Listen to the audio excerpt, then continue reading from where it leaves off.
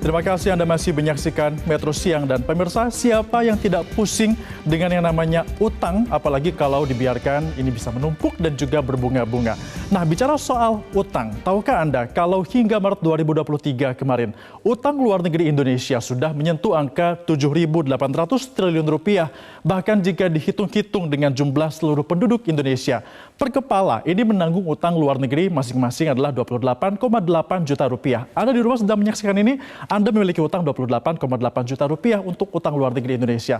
Benarkah demikian? Kita akan bahas selengkapnya. Dan masalah utang luar negeri Indonesia yang kian meningkat ini kembali mencuat saat mantan Presiden RI Yusuf Kala menyebut bahwa tiap tahun pemerintah membayar utang ini adalah sampai dengan 1.000 triliun rupiah per tahunnya. Ini dikatakan Yusuf Kala pada momen milad PKS di tanggal 20 bulan 5 tahun 2023. Dia membenarkan kata AHY yang mengatakan bahwa betul utang Indonesia ini semakin besar dan juga setiap setahun bayar bunga dan utang lebih dari 1.000 triliun rupiah. Terbesar dalam sejarah Indonesia sejak merdeka. Ini merupakan pernyataan yang dikeluarkan oleh Yusuf Kala. Lalu pernyataan dari JK ini kami cocokkan dengan data yang dikeluarkan oleh pihak dari laporan keuangan pemerintah pusat dari BPK, di mana ada laporan dari 2017 sampai dengan 2021 terkait dengan pembayaran hutang Indonesia. Apakah benar sampai dengan 1.000 triliun? Begini datanya. Di tahun 2017, pemerintah membayar utang Indonesia, yakni adalah di angka 566,78 triliun rupiah. Kemudian meningkat lagi di tahun 2018 menjadi 759,26 triliun rupiah. Kembali meningkat di tahun 2019, sedikit menurun di tahun 2020 yakni mencapai 770,59 triliun rupiah, dan di tahun 2021 ini hampir menyentuh angka 1.000 triliun rupiah yakni mencapai 903,37 triliun rupiah. Ini merupakan angka yang dikeluarkan oleh laporan keuangan pemerintah pusat dari BPK. Lalu pemirsa, kalau dengan upaya pemerintah yang terus membayar ratusan triliun hutang luar negeri Indonesia, nyatanya tidak juga membuat Indonesia segera bebas dari jeratan hutang. Kenapa? Karena kenyataannya utang Indonesia kian bertambah mencapai 7.000 triliunan rupiah. Kita lihat data yang dikeluarkan oleh Kementerian Keuangan, di mana di tahun 2008 utang Indonesia ini dalam triliun rupiah yakni mencapai 4.418,3 triliun rupiah dengan PDB saat itu yakni mencapai 29,98%, dan juga di tahun 2019 kembali meningkat menjadi 4.779,28, kembali meningkat lagi di tahun 2021 menyentuh angka 6.908,87 dengan PDB adalah 41%, dan di tahun 2022 kemarin di bulan 12 ini mencapai 7.733,99 triliun rupiah dengan PDB 39,57, dan yang terakhir dalam kurun waktu 3 bulan saja utang kita bertambah dengan total di Maret 2023 mencapai 7.879,07 triliun rupiah dengan PDB 39,17%. Ini merupakan peningkatan hutang di era Presiden Joko Widodo. Sebenarnya kalau kita melihat hutang luar negeri yang dihasilkan oleh pemerintah di tiap era pemerintahan memang selalu ada, dan kita akan sandingkan utang luar negeri Presiden di era SBY dan juga era Presiden Joko Widodo berikut ini. Nah, data yang kami kumpulkan dari Kementerian Keuangan, kita lihat di era Presiden SBY pada saat setahun menjabat, utang yang dihasilkan ini adalah sebesar 1.636,74 triliun rupiah dan terus meningkat sampai dengan di tahun 2014 atau di masa akhir jabatan SBY sebagai presiden ini adalah mencapai 2.608,78 triliun rupiah. Itu merupakan angka ketika SBY selesai menjabat, dan di tahun berikutnya di tahun 2015 ketika Joko Widodo menjabat setahun sebagai presiden, utang ini malah kian meningkat yakni mencapai 3.165,13 triliun rupiah dan juga terus meningkat di angka 2022 tadi juga kita sudah lihat adalah sebanyak 7.733,99 triliun rupiah, dan di Maret 2023 pun menjadi 7.879,07 rupiah. Angka yang cukup berbeda, di mana di akhir pemerintahan SBY ada 2.000-an triliun, sementara di masa jelang masa akhir pemerintahan Joko Widodo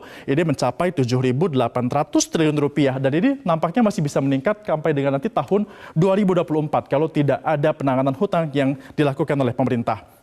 Kita juga akan lihat dan berhitung sebenarnya berapa sih utang yang ditanggung oleh tiap penduduk Indonesia per kepala dengan utang luar negeri yang sudah sangat luar biasa seperti saat ini.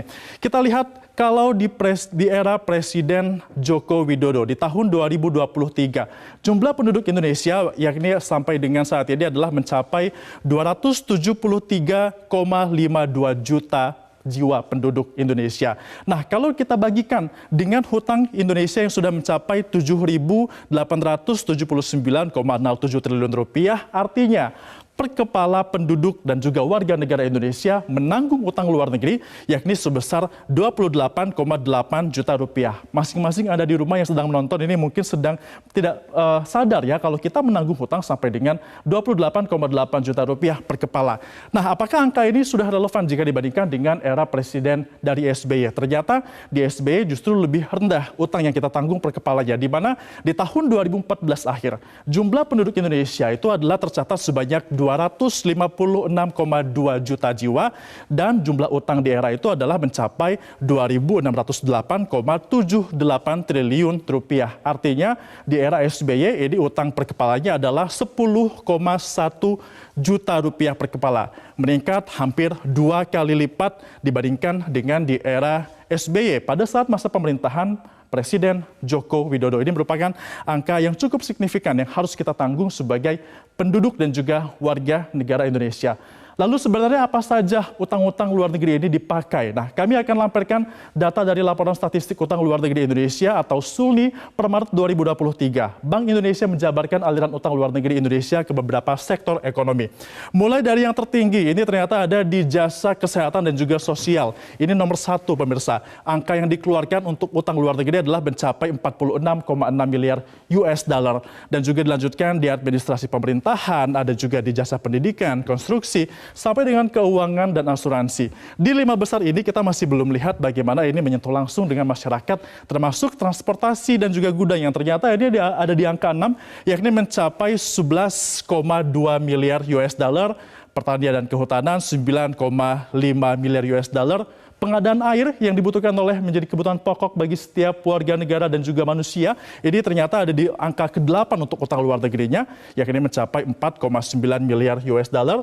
Pengadaan listrik dan gas nomor 10 dan juga nomor 9 dan nomor 10 adalah untuk informasi dan komunikasi sebesar 769 juta US dollar. Jadi utang-utang itu bisa saja dialirkan ke seluruhnya atau digunakan untuk dapat memenuhi sektor-sektor ekonomi ini, dan ini merupakan data yang dikeluarkan per tahun 2023. Tentunya, pemirsa, itulah tadi rincian utang luar negeri Indonesia yang sudah menyentuh angka sampai dengan 7.800 triliun rupiah, yang paling diharapkan oleh masyarakat Indonesia pastinya adalah beban utang Indonesia bisa semakin kecil setiap tahunnya. Namun kalau memang benar-benar harus berutang, pemerintah pusat ini diharapkan bisa benar-benar bijak dalam mengalokasikan dana agar utang-utang dipakai untuk kemajuan bangsa dan juga negara. Lalu pemirsa, apakah utang luar negeri di era Presiden Joko Widodo yang terus membengkak ini relevan dengan keadaan perekonomian negara saat ini, dan juga bagaimana kalau kita bandingkan dengan era dari Presiden SBY?